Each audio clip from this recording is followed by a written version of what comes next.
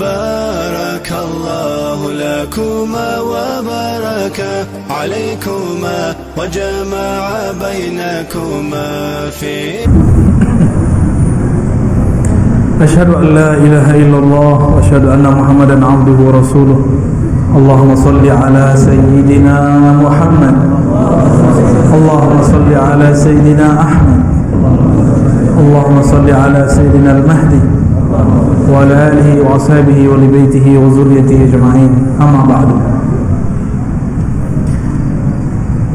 Para asatidz, para tuan guru, pengurus masjid, semoga dalam ridha Allah Subhanahu wa taala. Amin. Barusan saya dikasih buku oleh Dr. Iqbal. Masya Allah. Jenggotnya sahih tak? Anta Azhari? Al-Mandili. Takharajta min al-Azhar? Ajib. Saya tadi cemas. Kira di Medan tidak ada ahli sifat 20. Ternyata Dr. Iqbal ahli sifat 20. Tadi bukunya mana tuh? Ini bukan lagi jualannya, tapi saya menyarankan antum bacanya. Tapi kalau pusing, ngaji sama beliau ya. Yang penting ngajinya. Ya.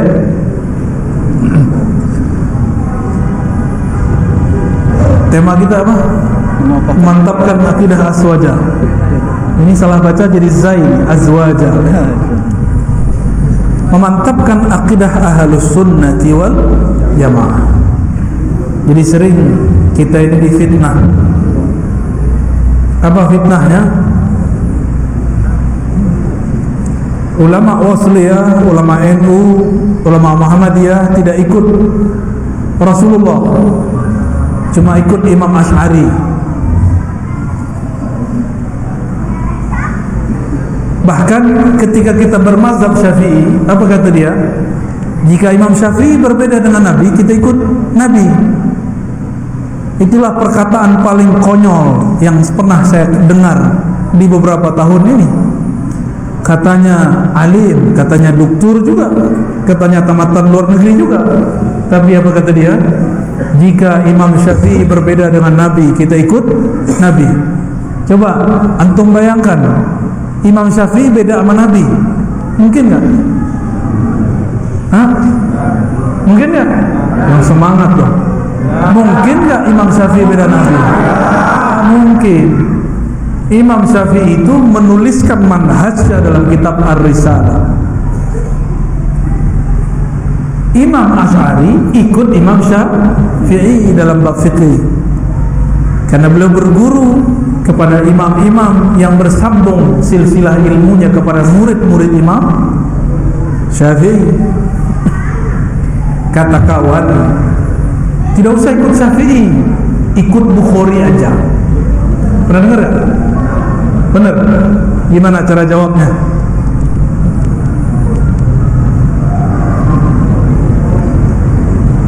Imam Bukhari itu lahir tahun berapa? Imam Syafi'i wafat tahun berapa? Tanya aja sama dia. Kalau dia tidak tahu, bilang ke dia, uskut.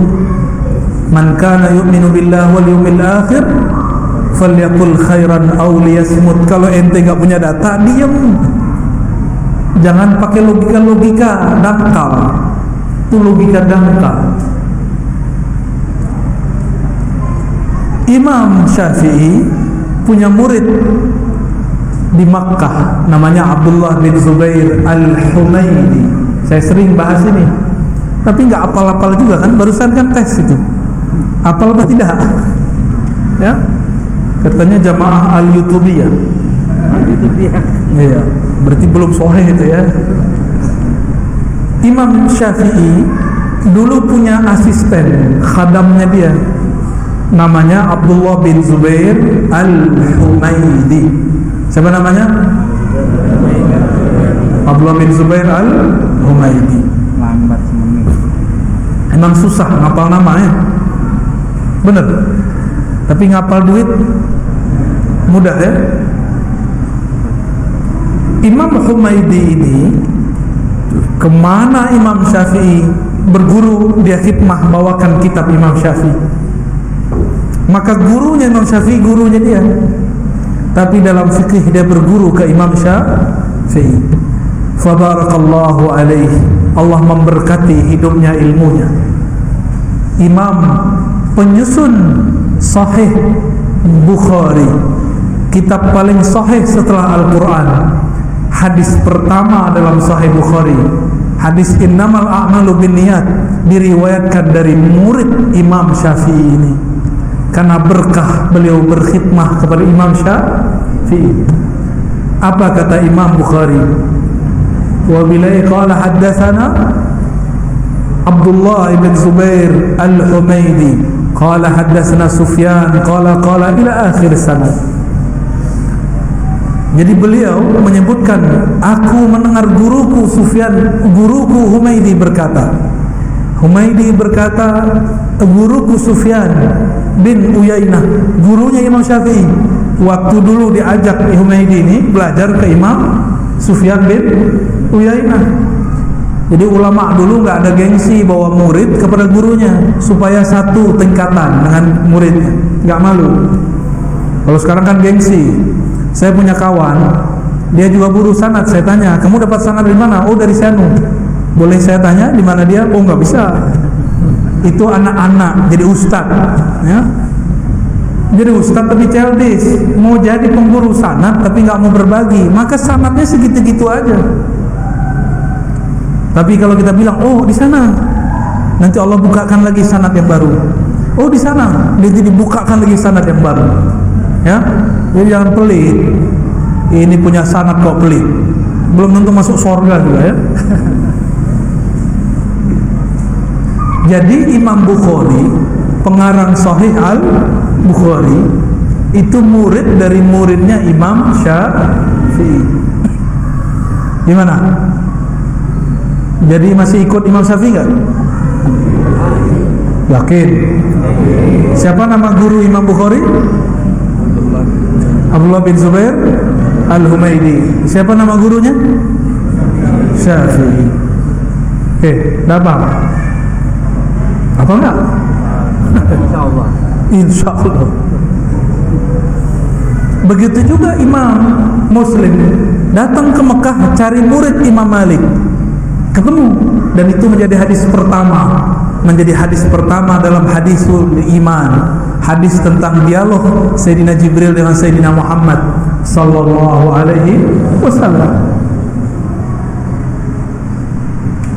Jika Imam Bukhari awal hadisnya, awal gurunya orang Mekah, murid Imam Syafi'i, maka Imam Muslim mencari murid Imam Malik. Jadi mereka ini berguru, mereka ini bermazhab. Imam Asy'ari juga berguru. Kata orang, kau ini mazhab Syafi'i, tapi tidak ikut akidah Imam Syafi'i. Saya mau tanya, ada nggak kitab akidah Imam Syafi'i? Hah? Ada? Ada apa enggak? Nggak ada. Yang ada kalam beliau diriwayatkan tentang akidah. Ketika beliau dulu berdebat dengan ahli kalam, cuma oleh kawan diterjemahkan dengan terjemahan sesuai hawa nafsu dia. Imam Syafi'i dulu pernah berkalam, hukmi fi ahli kalam ayyudrabu bil jarid. Ini panjang kalamnya, diriwayatkan oleh Imam Al-Baihaqi. Hukumku terhadap ahli kalam ini kelompok namanya Qadariyah. Apa nama kelompoknya? Tidak meyakini ada takdir. Apa nama kelompoknya? Bukan Qadiriyah ya. Qadiriyah nama thariqat sufi, jangan salah nama. Imam Syafi'i berdebat dengan tokoh namanya Hafaz Al-Fard. Siapa namanya? Tuh, nama lagi tuh, pusing gak? Selamat pusing. Hafaz Al-Fard. Hafaz Al-Fard ini tidak percaya takdir Allah. Tidak percaya kepada takdir, berarti rukun imannya kurang lengkap, tidak sampai 6. Berkatalah Imam Syafi'i, hukumku, pandanganku terhadap Hafaz Al-Fard ahli kalam Qadariyah, dia boleh dipukul dengan pelepah kurma lalu diseret di kampung. Tapi oleh kawan, karena saya ini lama ngaji hadis, bingung mau serang dari mana. Serangnya lewat S1 saya. Saya punya S1 3, tapi yang selesai 2. 1 Darus Sunnah, khusus ngaji hadis. Jadi lisan saya dari situ. Ngaji kitab Sahih Bukhari, Muslim, Abu Daud, Tirmizi, Nasa'i, Ibnu Majah. Mau serang Sahih Bukhari, Muslim di tangan. Wah, serang pakai apa lagi nih? Oh, doktor filsafat. Maka dia ganti terjemahan kalam itu. Inilah hawa nafsu mereka. Apa kata mereka? Hukmi fi ahli kalam, diterjemahkan hukumku terhadap orang berfilsafat. Ini orang menerjemah sesuai hawa nafsunya. Ini bahaya ini. Tapi umat karena nggak ngerti ilmu kalam, nggak ngerti bahasa Arab, dan iya aja. Maka adalah anak SMA, SMK kirim ke saya lewat sosial media kita tulisan mengenai Imam Syafi'i ingin memukul ahli kalam, diterjemahkan lulusan filsafat. Dr. Ar-Razi, doktor filsafat. Ya, kayak ngerti alam gaib aja ya. Saya S1 betul, akidah wa falsafah, tapi di situ juga belajar tasawuf. Satu lagi hadis, satu lagi dirasa Islamiyah dengan ulama Damaskus. Tapi yang selesai 2 itu. Yang S2 saya bukan filsafat, pemikiran Islam. S3 juga pemikiran Islam, bukan filsafat. Jadi yang nuduh saya doktor filsafat itu keliru, itu tuhmah, buhtanun azim. Bingung mau nyerang pakai hadis. Saya 15 tahun tinggal di ma'had khusus hadis. Oh, nggak puas juga dia serang guru saya. Dia jelek-jelekkan ma'had saya. Apa katanya? Guru kamu sesat, pesantren kamu pesantren kuno. Ya salah. Dan mereka sudah kasih nama saya dengan nama Ad-Dajjal, Ar-Razi Ad-Dajjal. Tapi saya sakit hati nggak? Enggak, malah senyum. Saya nggak sakit hati, saya senyum. Ya salam, ya Allah, mereka ini korban, ditipu oleh ustadz-ustadznya. Udah jelas kalimatnya ahlul kalam. Ahli kalam itu qadariyah, bukan ahli filsafat. Kasihan umat ditipu. Ya, mau ditipu. Ya, makanya kursus sama Dr. Thohir bahasa Arab ya. Dr. Iqbal belajar bahasa Arab biar nggak ditipu. Ustadz ini kan nggak punya pengawas. Enak jadi ustadz itu. Kalau DPR ada pengawasnya, KPK. Kalau presiden, gubernur, wali kota, bupati ada pengawasnya, DPR. Ustadz siapa yang ngawasi? Nggak ada. Allah, kalau dia bertuhan kepada Allah, kalau bertuhan itu fulus. Kalau bertuhan ke jamaah, maka apa kata jamaah itu kata dia. Inilah fenomena ustadz takut jamaah, bukan ustadz takut istri, bukan. Kalau yang takut istri samping saya, depan saya juga, kiri saya juga. Allahumma sholli ala sayyidina Muhammad. Kalau ada imam berkalam, tidak boleh asal terjemah. Nerjemahnya ada ilmunya. Imam Syafi'i itu wafat 204. Beliau berbicara begitu waktu di Baghdad, sebelum ke Mesir, berarti sebelum tahun 200. Di saat itu di Baghdad sedang ramai akidah Qadariyah dan Mu'tazilah. Itu ramai. Imam Syafi'i waktu meninggalkan Baghdad, beliau punya sir. Dalam hatinya ada masuk ilham, ini berbahaya. Maka beliau mengatakan, tidak aku tinggalkan di Baghdad orang yang paling bertakwa melebihi Ahmad bin Hanbal, Imam Hanbali. Sampai beliau dulu belum ada kota Kairo ya, masih disebut Mesir. Sampai di Mesir, Imam Syafi'i kemudian bermimpi bertemu Rasulullah sallallahu alaihi wasallam. Ini diriwayatkan dalam kitab Imam Ibnu Asakir, riwayat yang muttasil dan sahih. Diulang kembali oleh Imam Subki. Apa kata Imam Syafi'i? Beliau tulis surat kepada Imam Ahmad. Wahai Abu Abdullah Ahmad bin Hanbal, Imam Hanbali, terimalah salam dari Rasulullah sallallahu alaihi wasallam. Rasulullah berpesan kepadaku, sampaikan kepada engkau hai Ahmad, isbir ala fitnatil Quran. Hati-hatilah terhadap isu kelompok Qadariyah Mu'tazilah mengenai Al-Quran disebut makhluk, takdir ditolak, semua itu.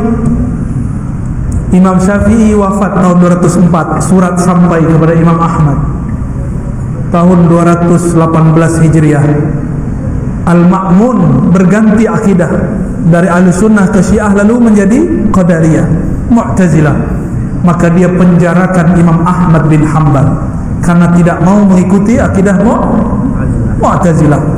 Maka ini teguran buat doktor-doktor di kampus, jangan sok-sokan lah. Kalau nggak mengerti Mu'tazilah, nggak pernah baca kitabnya, jangan bilang Mu'tazilah ini ahli akal, belum tentu. Saya khatam baca kitab Syarah Ushulul Khamsah karya Mu'tazilah, dan saya ajarkan dulu di waktu S1. Di situ kita kritik, ternyata mereka bukanlah benar-benar memanfaatkan akalnya. Itu cuma penafsiran aja. Mu'tazilah baru muncul filsafat. Jadi kelompok filsafat baru muncul setelah Imam Syafi'i. Jadi ketika Imam Syafi'i mengatakan hukumku terhadap ahli kalam tidak boleh dipalsukan, tidak boleh diterjemahkan menjadi ahli filsafat, gitu ya. Akidah Imam Syafi'i ini dipertahankan oleh Imam Ahmad. Bedanya Imam Ahmad tidak berdebat, Imam Syafi'i pernah berdebat. Kalah Hafaz Al-Fath.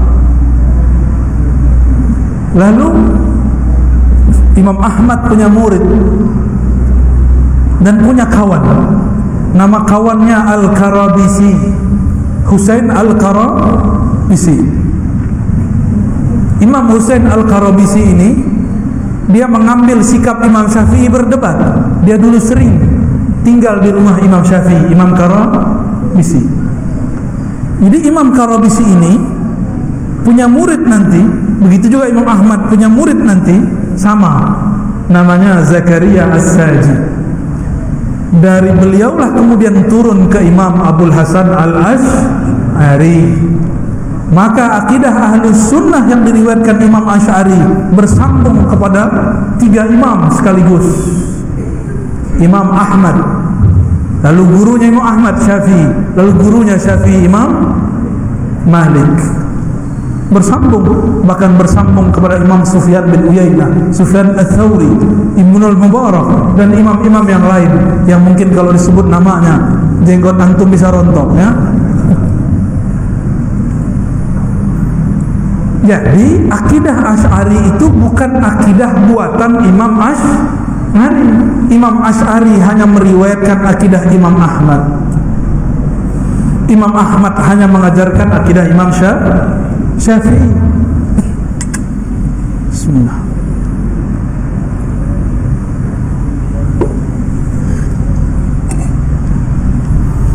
Gimana? Masih ragu berakidah Asy'ariyah? Di sini sudah ada pengajian sifat 20 belum, Ustaz? Nah, sudah. Siapa? Dr. Iqbal ini sudah? Alhamdulillah. Semoga tambah rame ya. Tugas saya kan manas-manasin pakai tabligh akbar ya. Habis itu antum yang panasin sendiri.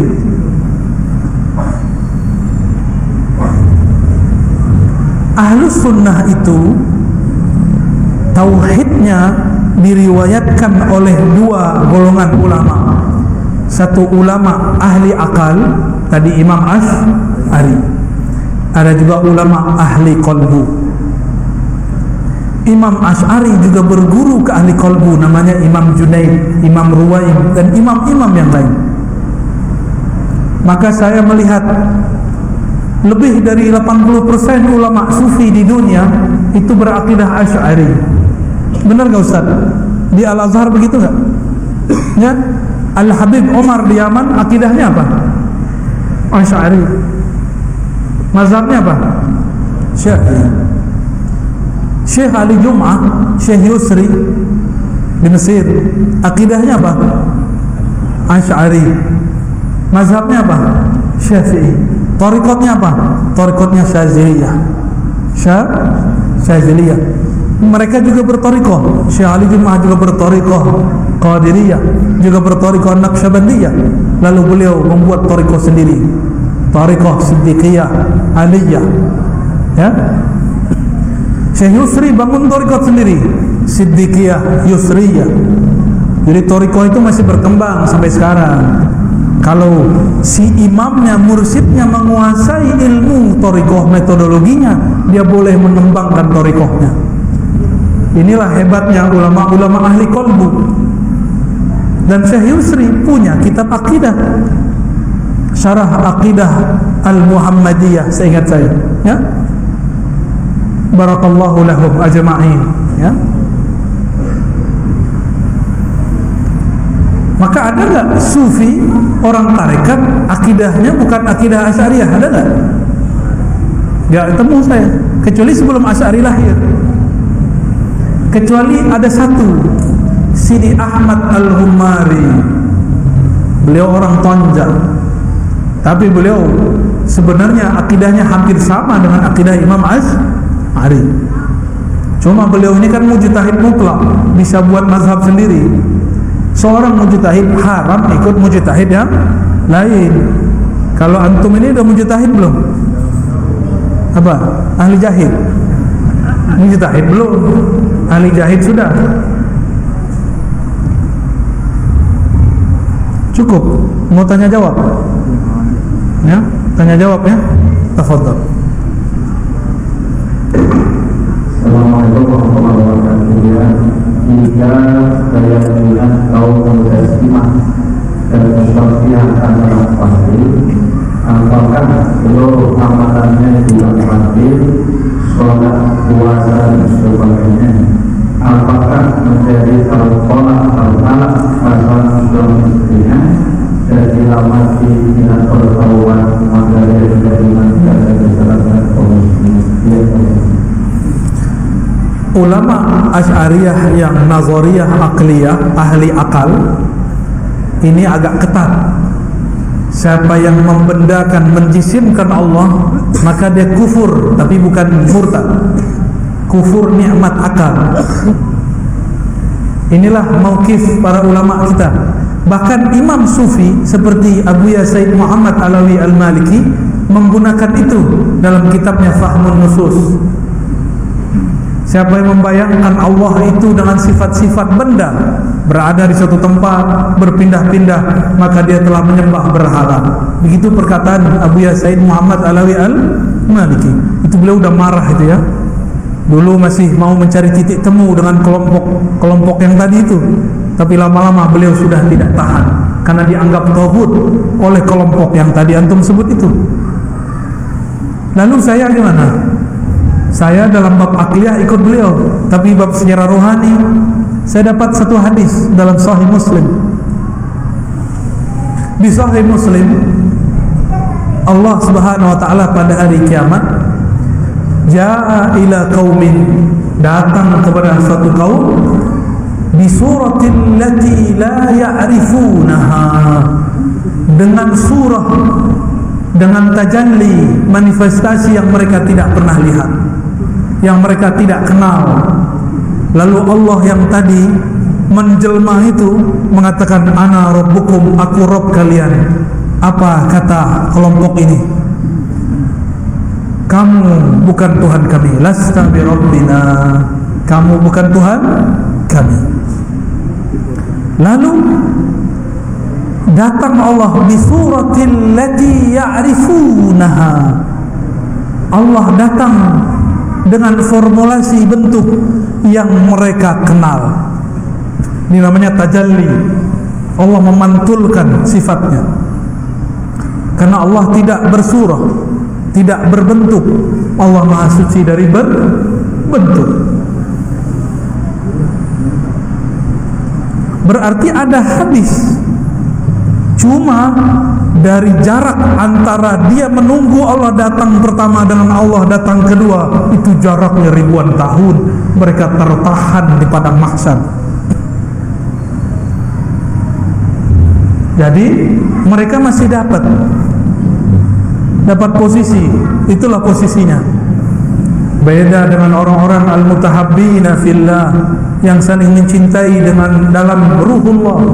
Dalam hadis Abu Daud, al-mutahabbina biruhillah, yang saling mencintai dalam ruhnya Allah, dengan ruhnya Allah. Mereka ini belum dihisab, belum ditimbang, sudah dijemput oleh Rasulullah SAW. Tidak perlu dihisab, tidak perlu diazab. Mereka lah para wali-wali Allah. Dan kebanyakan wali ini sufi. Ahli fikih yang sufi itu wali. Jarang sekali ahli fikih itu sufi. Bahkan sekelas Imam Syafi'i dituduh benci sufi. Benar enggak? Benar. Mereka riwayatkan lagi kata-kata Imam Syafi'i di kitab Al-Baihaqi, tapi penjelasan Imam Baihaqi mereka tidak kutip. Mereka berkhianat kepada Imam Al-Baihaqi dan Imam Syafi'i. Kata mereka, Imam Syafi'i berkata, sufi itu jahulun kasulun, jahil sangat jahilnya, malas sangat pemalasnya. Kata siapa? Imam Syafi'i. Ini kata mereka. Giliran cocok sama nafsunya diambil kalam Imam Syafi'i. Padahal tadi dia ngomong kalau Imam Syafi'i beda sama Nabi, jangan ikut Syafi'i, ikut Nabi. Sekarang cocok dengan nafsunya, maka diambil kalam Imam Syafi'i. Dia lupakan ada kitab Diwan Syafi'i, bahwa Imam Syafi'i mengatakan jadilah kamu faqihan sufian, faqih yang sufi. Dia lupakan riwayat Kusyairi supaya Imam Ahmad jangan uji-uji seorang sufi. Pingsan Imam Ahmad habis menguji seorang sufi. Dia lupakan riwayat-riwayat yang tidak sesuai dengan nafsu mereka. Afara'aita man ittakhadha ilahahu hawa. Apakah engkau melihat orang yang menjadikan Tuhannya adalah hawa nafsunya? Cocok sama nafsunya diambil. Nauzubillah min dzalik. Imam Kusyairi akidahnya Asy'ari, nulis kitab Risalah Kusyairiyah, ditulis di situ akidah gurunya Asy'ari, namanya Imam Junaid. Apa kata Imam Junaid? At-tauhid ifradul kinani 'anil hudus. Tauhid itu engkau mampu membedakan antara yang qadim dan yang diciptakan. Allah itu qadim, sedangkan alam semesta termasuk aras, termasuk kursi, termasuk langit dan bumi, itu semua dicipta. Engkau mampu mengesahkan Allah. Allah tidak butuh aras, araslah yang butuh Allah. Gitu ya. Ada lagi? Bagaimana caranya kita bisa mendapatkan sholat tauhid secara jalur rohani?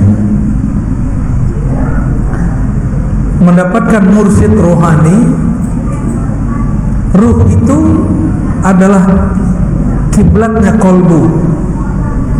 Kebanyakan mursyid melatih kolbu dan nafsiyah. Jadi ada mursyid itu ada 5 mursyid. Guru, mursyid jasadiyah, guru jasad, guru silat, guru fitness, guru jasad tuh, guru baris berbaris, guru apa? Mursyid jasad. Ada mursyid akal. Nah ini nih para dakatir ini, dokter ini mursyid akal. Akal itu dia butuh dalil. Mana dalilnya? Jadi mereka ini jago dalil ini. Udah pindah-pindah ke jenggotnya dalilnya itu. Ya? Ada mursyid nafsiyah, jiwa. Ada mursyid nafsiyah. Nafsiyah ini biasanya dia ahli mengolah jiwa. Ini terbagi 2. Ada yang kebatinan, ada yang keislaman. Kalau kebatinan nanti jadi prana aura. Tahu? Itu silat-silat kebatinan. Baca prana orang ya. Gak usah tembak-tembak lah orang lagi dengan prana kita, ntar terpana ya. Terus ada versi keislaman. Inilah 40 thariqah yang dimu'tabarkan di Indonesia. Nafsiyah ini dia juga punya titik-titik rohani dan warna-warna latifah. Mirip dengan prana tapi berbeda. Ya. Tapi itu baru sampai di nafsiyah, jiwa. Maka kalau ada orang zikir pakai nafsiyahnya, belum tentu nafsiyahnya tunduk. Maka jangan heran kalau melihat mursyid suka marah-marah, ya. Jangan heran melihat orang-orang tarekat ngamuk-ngamuk di jalan. Itu karena apa? Karena nafsiyah dia belum terlatih. Pernah ketemu nggak doktor, psikolog, doktor di kampus, doktor akidah, doktor filsafat, tapi galau? Pernah ketemu nggak? Stres? Pernah ketemu nggak? Dia dokter akal, memahami apa aja pakai akal, dia stres lah. Corona nggak bisa dipahami dengan akal, ya. Harus pakai kolbu biar hilang bebannya. Kalau pakai akal panik, ya. Panik nggak? Panik. Ada mursyid qalbiyah.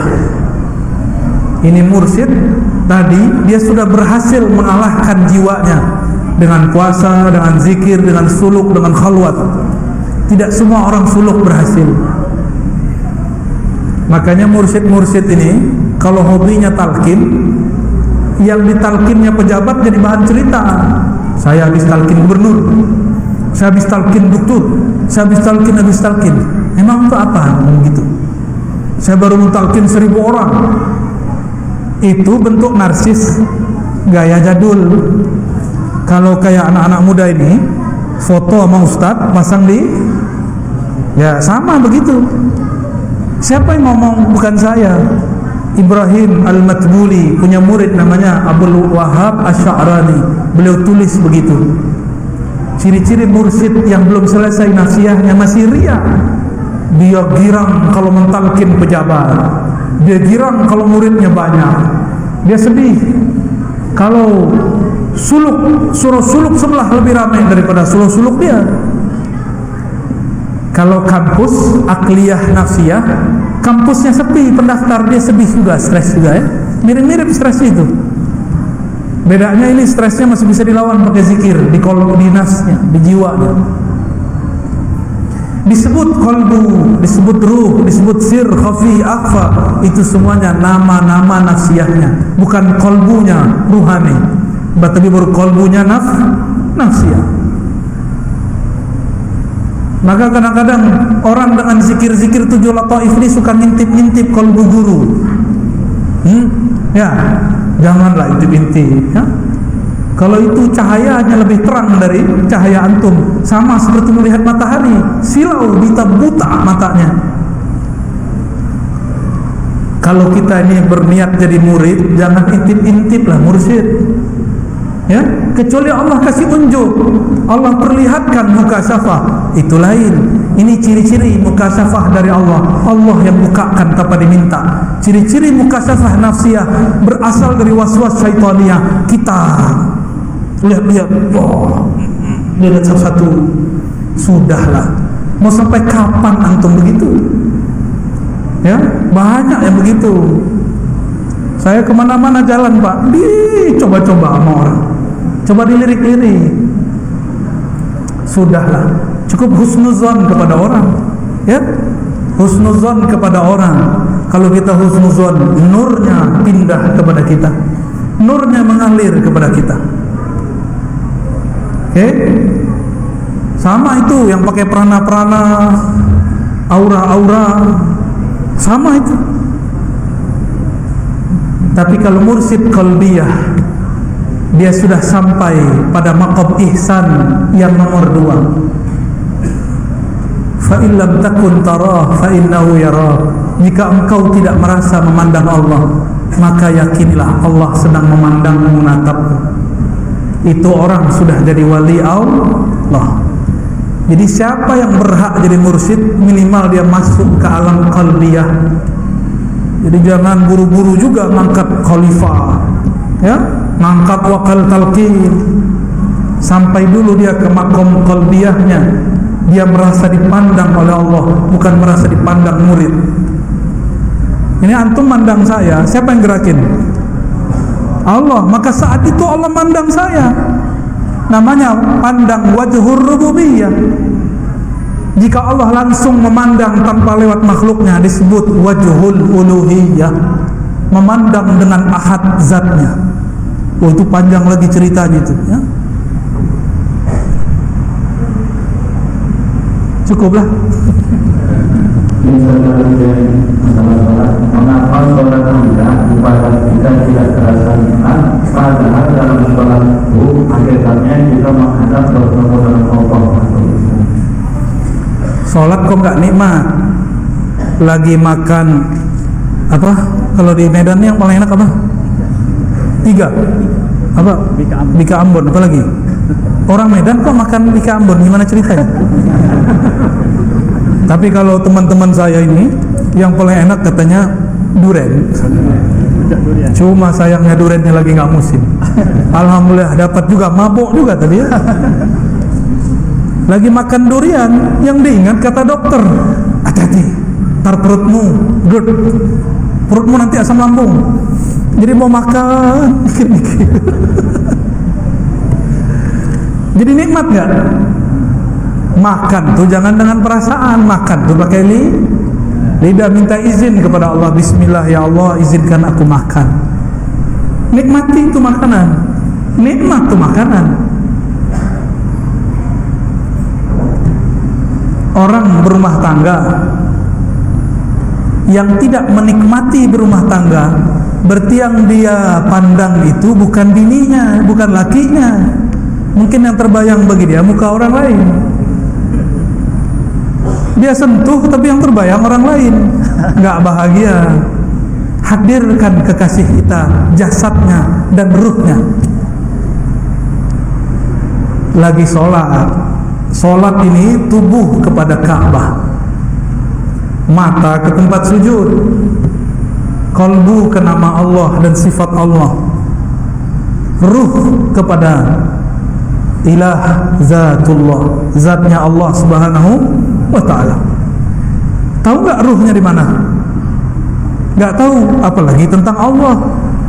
Maka Ibnu Al-Izz, ya? Imam Al-Izz Abdissalam mengatakan, Abu Bakar As-Siddiq berkalam, al-ajzu anil idrak. Ma'rifat itu ketika engkau mengaku hanya Allah lah yang tahu tentang dirinya. Aku adalah hamba paling bodoh. Aku cuma mampu menyebut namanya, itu pun dia yang membacakannya. Aku hanya mampu sujud, itu pun dia yang menggerakkannya. Rasakan kita digerakkan oleh Allah. Rasakan kalau kita nyebut namanya, Allah yang menggerakkan. Itulah makna Allahumma a'inni ala zikrika. Ya Allah, bantu lidahku nyebut nama Engkau. Ya Allah, bantu kalbuku berkiblat ke nama Engkau. Di saat itulah seorang hamba dapat menikmati solatnya. Itulah makna aqimis sholata li dzikri. Usaha, kalau saya menerjemahkan aqim bukan dirikan, usahakanlah menyempurnakan solat untuk mengingat Allah. Solat kita mungkin belum sepenuhnya ingat Allah, maka jangan pernah bangga dengan solat itu. Itulah rahasianya kenapa habis assalamualaikum kita baca istighfar. Astaghfirullah ya Allah, solatku tidak khusyuk. Astaghfirullah ya Allah, tadi ketika sujud aku tidak ingat kepada Engkau. Kalau imam baca ayat, suaranya merdu terasa olehnya, terus dia mengatakan, saya mau merdukan supaya yang di belakang keasikan. Dia kemudian istighfar, ya Rabb, ampunkan aku membaguskan suaraku bukan untukmu, tapi untuk selainmu. Nah, ini kalau jadi imam ada caranya. Jadi imam supaya khusyuk solatnya, ini namanya makom imam. Sahabat namanya Abu Musa Al-Asy'ari. Abu Musa lagi baca Quran malam-malam hari. Nabi tertegun dan Nabi berdiri diam. Bayangkan dulu ketika Nabi Daud baca Mazmur atau Zabur, beliau baca berhari-hari. Burung berhenti, angin berhenti, air pun menjadi tenang. Sehingga ada burung tidak jadi terbang hari ketiga mati. Dia mati mendengarkan seruling Daud atau senandung Nabi Allah Daud. Ini yang berhenti bukan burung, bukan air, bukan angin. Yang berhenti adalah Sayyidul Alamin, Sayyidul Mursalin, Sayyidul Anbiya, Sayyidul Arifin, Sayyidul Zahidin, penghulu alam semesta. Beliaulah Rasulullah. Tertegun berhenti ketika Abu Musa baca Al-Quran. Maka secara ruhiyah Sayyidina Abu Musa adalah pewaris rohani Nabi Daud. Dan sempurnanya Nabi Daud ketika dia mewarisi kenabiannya kepada Abu Musa. Maka sahabat itu jadi wali karena dia mewarisi nabi-nabi. Ulama pewaris para nabi. Ini ulama kita nggak tahu nih pewaris nabi siapa nih ya. Semuanya yang mewarisi Imam Mahdi cuma satu, yang mewarisi nabi cuma satu, Al-Ghaus di akhir zaman namanya Al-Mahdi. Ya, kita paling cuma mewarisi sebagian saja.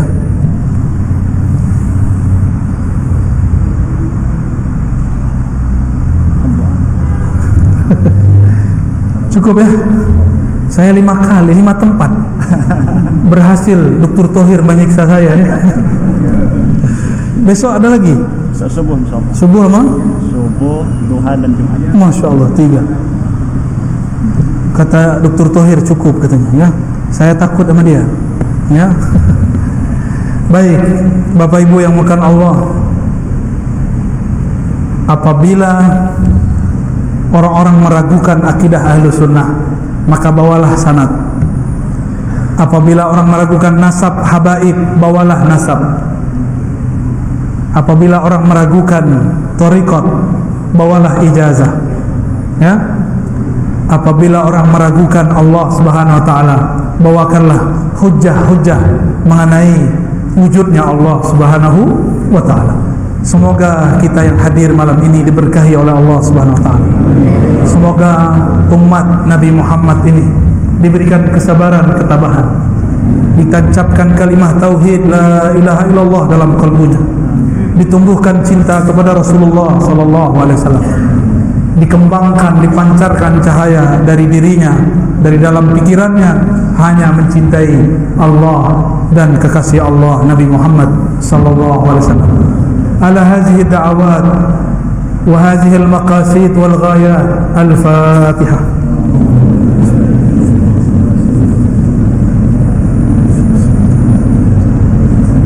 Warahmatullahi wabarakatuh. Alhamdulillahirabbil alamin. Mohon maaf tidak usah salaman ya, cukup